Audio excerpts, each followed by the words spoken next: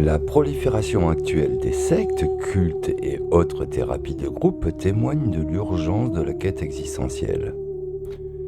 Ce que l'on cherchait autrefois dans les églises ou dans la religion organisée, on le cherche aujourd'hui dans les petites annonces des journaux. Très souvent, le besoin de spiritualité se manifeste par un certain nombre de symptômes superficiels, comme la solitude, la culpabilité, le sentiment d'inutilité. L'absence de motivation, la dépression, l'apathie, l'incertitude sexuelle et les crises d'identité. Quoique superficiels, ces symptômes peuvent être si gênants que nombre de gens recherchent un soulagement immédiat, négligeant les causes profondes de leur malaise. Et la plupart des sectes, cultes, programmes et thérapies vers lesquels ils se tournent s'adressent essentiellement, sinon uniquement, aux symptômes. Loin de proposer un sens à leur vie, ils représentent tout au plus l'équivalent spirituel des tranquillisants.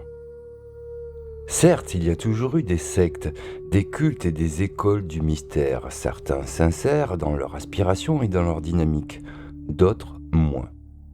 L'homme a toujours eu tendance dans ses relations avec ses dieux à rechercher des raccourcis, des moyens d'économiser son énergie, son investissement psychologique, de s'éviter autant de sacrifices que possible. Autrefois, de telles tentatives étaient invariablement frappées de suspicion. Aujourd'hui, en revanche, sous l'égide de la société de consommation, elles se sont taillées une légitimité toute neuve. Le consumérisme a fait de tous les raccourcis, dans quelque domaine que ce soit, des procédés respectables. Le raccourci devenant une valeur commerciale sûre. Sur le plan matériel, cette tendance se manifeste par la mise au point de produits destinés à gagner du temps et de l'énergie. Elle est parfaitement illustrée par le développement des chaînes de restauration rapide, des plats surgelés, du café instantané et de tout ce qui est instantané en général. Dans les années 60, apparut le sobriquet TOC pour désigner ironiquement tous les produits de ce type. Le TOC devient rapidement synonyme de mauvaise qualité, il désignait l'ersatz. Il existe aussi un équivalent psychologique ou spirituel du TOC, que le poète Stéphane Georges, au début de ce siècle, nomma Das Leichte, le facile. Il sévit aujourd'hui parmi les sectes et cultes qui fleurissent dans notre société et s'étalent dans les pages d'annonces thérapie et développement des magazines. Une réalisation personnelle sous emballage, une découverte spirituelle lyophilisée, telles sont les promesses offertes par des organisations qui, en retour, extorquent des millions de dollars à leurs disciples. On annonce des découvertes révolutionnaires, grâce auxquelles, au terme d'un week-end passé à pousser des hurlements, à sangloter, à loucher sur son nombril, à faire l'amour avec un traversin, ou à se laisser insulter, les problèmes de toute une vie seront miraculeusement exorcisés. La sagesse qui exige d'ordinaire des années d'expérience est, au dire de certaines réclames, dispensée comme une pilule. Il suffit de l'avaler avec une gorgée de Coca-Cola entre deux bouchées de sandwich au jambon. Les promesses explicites ou non sont toujours exorbitantes. La confiance en soi, l'assurance, le succès, quel qu'il soit, la santé, la richesse, le grand amour, les pouvoirs psychiques, de la lecture des pensées à la faculté de devenir invisible à volonté, l'union avec le cosmos et à travers tout cela, naturellement, la découverte du sens de la vie et des choses. La plupart de ces activités et des organisations qui proposent sont tout à fait inoffensives, aussi inoffensives par exemple que le cinéma, le stade, le dimanche et divers autres loisirs payants. Quelques-unes, dans une certaine mesure, peuvent même être bénéfiques, mais d'autres sont réellement néfastes. Depuis des années, les journaux et la télévision mentionnent régulièrement des affaires de lavage de cerveau, de manipulation et de harcèlement psychologique, d'enlèvement, de mariage forcé, de vaudou, de représailles et même de temps en temps de meurtres rituels. Dans les années 60 apparut un autre raccourci, un autre ersatz de religion, une autre manifestation de Das Licht. Il s'agit de l'essor de la drogue et de ses diverses ramifications. Certes, on ne peut ignorer le fait que les drogues psychédéliques ont occupé une place légitime au sein de nombreuses traditions religieuses et qu'elles ont été une source de révélation pour beaucoup d'artistes et de penseurs occidentaux, mais l'usage des drogues tel qu'il se développa à cette époque, en tant que ticket pour un nirvana instantané, n'est rien de plus qu'une autre illustration de la tendance au facile. C'est pas sympathique la drogue. À l'extrême, quand il s'effectue au nom d'une secte ou d'un culte, il est tout simplement terrifiant. L'exemple le plus fameux est sans doute celui du psychédélisme satanique de Charles Manson et des dupes qui constituaient sa famille. Comme la bande de Manson l'a bien montré, la distinction apparaît parfois floue entre gourou et un fureur, entre un disciple et un esclave. La bête de l'événement est là. Et elle arrive.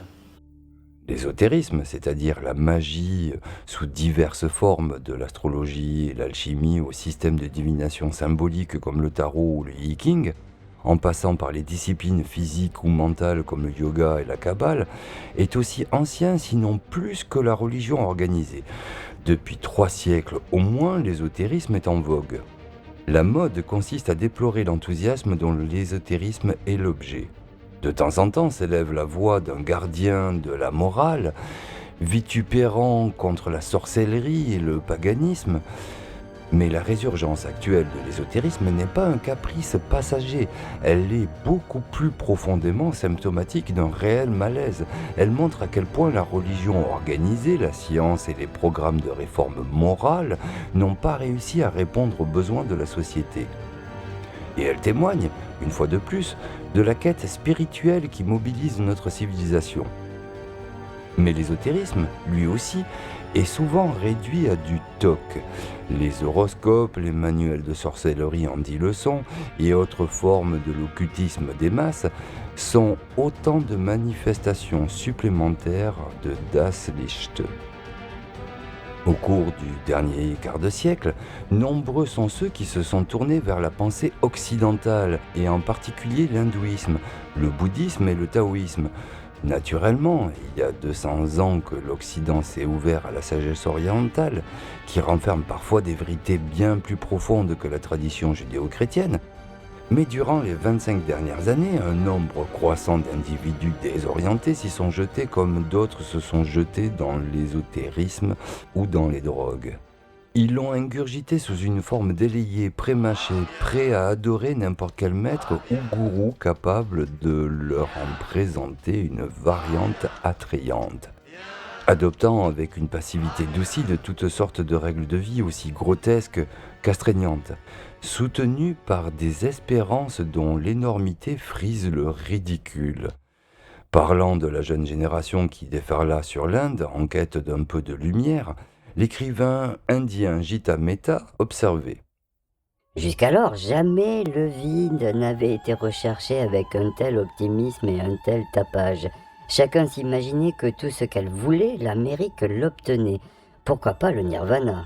Et plus loin, La confusion était complète. Ils se croyaient simples. Nous les trouvions clinquants. Ils nous croyaient profonds. Nous savions que nous étions provinciaux. Chacun trouvait les autres ridiculement exotiques. Et tout le monde était dans l'erreur. ce texte a été édité en 1986. Déjà, on commençait à comprendre toute l'erreur de ce fourvoiement. Celui-ci n'est pas à mettre sur le compte de la propension de l'homme à croire, mais bien sur cette quête de facilité où la spiritualité s'y trouve altérée, devenant elle aussi un enjeu commercial. Le temps se définissant actuellement non en durée, mais en monnaie sonnante et évidemment trébuchante pour celui ou celle qui veulent aller trop vite, oubliant la sagesse que peut revêtir une vie qui se vit dans un moment présent. Alors que dire si ce n'est que la spiritualité s'acquiert dans le temps, se maîtrise par l'expérience et surtout ne s'achète pas. Merci de m'avoir écouté jusqu'au bout. Nous poursuivrons cette série des Psyops par une analyse d'images, mais ça, ce sera la prochaine fois. Je vous invite à vous abonner, Commentez ou m'aidez grâce au lien ci-dessous. Dites non aux sectes et surtout à ceux qui se disent proches de divinité ou de papa. Bye bye.